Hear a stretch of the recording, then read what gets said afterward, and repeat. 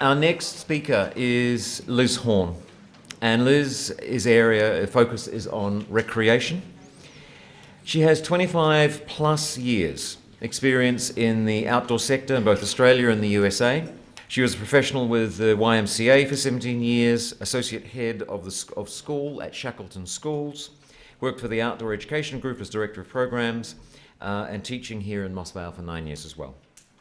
She's currently the Strategic Business Officer for the Outdoor Recreation Industry Council. She's working primarily on projects that will help define the future direction of the outdoor industry in New South Wales. I'd like you to welcome Liz.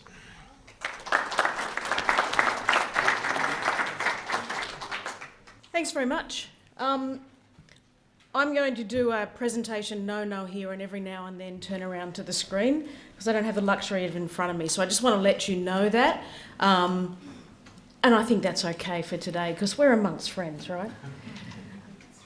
Just want to mention a little bit about myself. I actually really am passionately involved in the outdoors and found myself on this group being elected chair with absolutely no economic connection to the region. I live here, but I have no economic connection to the region, which is kind of fun because it meant that we could actually have a really good conversation. And I, as the chair, wasn't necessarily invested in pushing my own agenda, which made it a really exciting meeting for me. I don't know about the others. We've decided that the outdoor recreation opportunities in the Southern Highlands are the best kept secret on the eastern seaboard. I'm going to tell you why in a little bit.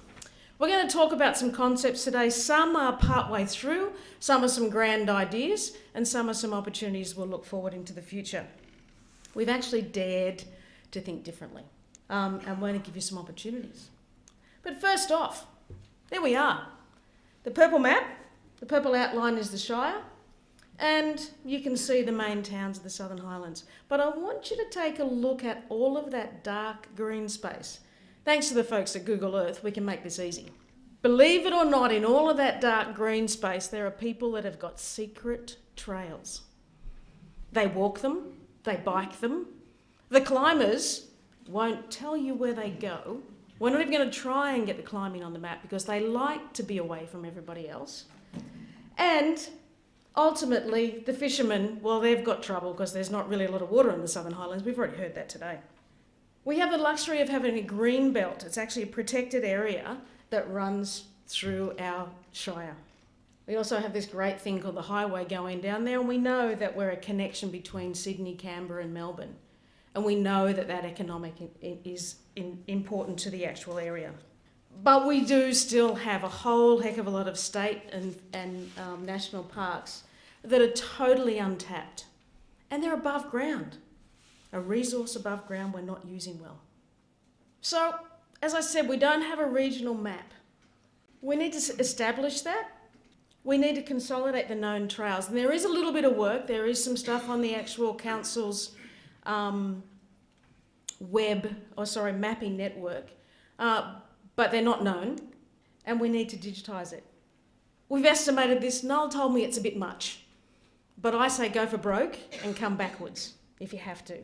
So really it's about actually having a salary to actually get somebody to go and get the intel, create the map, digitise it, make sure it's available through the visitor centre, etc. Electric bikes, we've talked about it. There's an on-road and there's an off-road bike. But today, we've got some figures for you.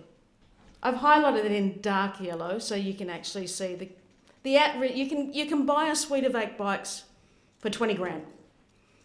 If you're a small business, you can get a little bit of that back on the capital investment at the moment, so it might cost you 10,600.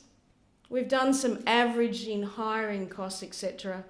of that suite of bikes, and you can probably, so by the end of it, 10 months later, you've actually paid for your bikes. We've had people getting in and around the Southern Highlands or anywhere else in the country. The electric bikes are actually growing by 30% in some countries because people can walk up, do the whole swipe thing. I don't get that. I didn't get my head around that. But basically, you can put your credit card in a hole in a box, and out comes a bike that's been charged while it's in there. You go to another box where it's stored, put your credit card back in, put your bike back in, and away you go. So here's another one, the meeting place. The community at Fitzroy Falls has gathered to create this system of trails around one of the water resources that are totally untapped in the area. So what you can see there is visitors. Do I have a little button here? The Fitzroy Falls Visitor Centre is here. And what the suggestion is to actually come around the lake here. There's actually an accommodation place here. This will fit into our epic plan later on. So remember, you've seen this screen. The fishermen would like to come to this end. There's an opportunity right here to walk back into town. Might take a little bit of boardwalk. Certainly we'd want to put some picnic and recreation areas there. The consideration is that we might be about 12 kilometres of trails that would be shared trails, would keep the people who live in Fitzroy Falls a bit safer, would keep the visitors to Fitzroy Falls a bit safer and a little bit more active, and provide an educational opportunity for locals as well as travellers coming to the area. The sculptures, there would be a section of it that we would hope to have Indigenous sculptures from both the Indigenous Australian community as well as First Nation people from potentially around the world. So you've got a cultural attraction as well. Of course, we worked out a price. I noticed no one else has worked out some prices, but we went that little bit. Again, it's back of the envelope. But ultimately, there's a price to create a trail, and then there's a price to do the work that goes with it. Access to waterways. I've only been in the area for 10 years, and I tell you, folklore has it that we've been trying to get access to the waterways for years. Several different people have told me, and ladies and gentlemen, I don't understand how we can actually canoe and paddle, no powered boats, on Kangaroo Valley. We can do it in some of the dams in Sydney, but for the life of us, we can't do it in the Southern Highlands, where we're feeding people the water from our area into Sydney. It's time we actually did something different about this. This little area here is actually Medway Dam. It's no longer in use, and apparently it's got some great redfin there. Could be stocked. The access to it at the moment is via private land, but we believe that you can access it via Belanglo State Forest. It'll be about a kilometre and a half of track that leads in this space here that would take you into nice redfin area, and I have on good word that the people in the area believe we could stock it quite nicely with trout. So again, you might get a few more fishermen to the area. You might get some paddlers to the area. They can actually go and paddle and see some of these spaces. This is the sort of the north end of the Shire. In this space here, there's a bunch of trails that are mostly walking, some cycle tracks, Boxvale Track it's called. You can get access to them, it could be better done. There's a trail that leads from us up into Katoomba. If you're in Katoomba, they would say Katoomba to Mittagong, but I like to refer to it the other way around, Mittagong to Katoomba. You get to go uphill versus downhill. It's better exercise. That is actually an advanced hiking trail. Just to be really clear, it's an advanced hiking trail. You can't do it just by picking up a day pack and starting to walk. We'll have to send people out, and that's not a good look for anybody. And then there's another one, Balmoral to Braemar. Those are potential projects that could happen tomorrow. We know there's trails, we could do something with it. This is where the really big thought came and got a lot of excitement from our group. You could start at Wingello over here and do some mountain biking. A Moreton Gullies trail would go from Wingello and connect it all the way through to Fitzroy Falls along the escarpment. This is a little bit away from the escarpment, but then it comes into Fitzroy Falls. There's an opportunity to come from a similar area here, link in and go down to Kangaroo Valley. And there's even more of an opportunity to come off the map here, and I didn't think it would look good, to actually go into other shires areas. But there's a really good opportunity to work interconnectedly with other shires and actually have the Southern Highlands as a starting place to move out of. If you look back in here, it comes pretty close to private land. Picture this for a minute. Close your eyes and picture one of those fantastic glamping tents sitting on one of these nice properties up here with an incredible view, or go really creative and go for the shipping containers, which are probably better for the weather we have. You can lock them up at the end of the day and move away. But basically there's an incredible opportunity here for what we've called an epic idea. So the Southern Highlands map could look like that. It could have that many tracks on it. It could attract a lot of people. I will let you know that at one of the other economic summits that we've been to, outdoor recreation did not come up as one of the things that people came to the area with. 20% of international travellers are looking for an outdoor experience. That number doubles with the Asian community when they come into the country, and we're not on the map. You want to see it, right?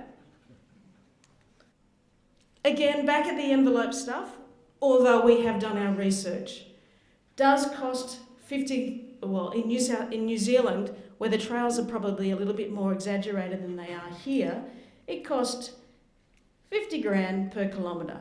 We suggest we might want to build a 200 kilometre trail, which would take us into all sorts of wonderful spaces.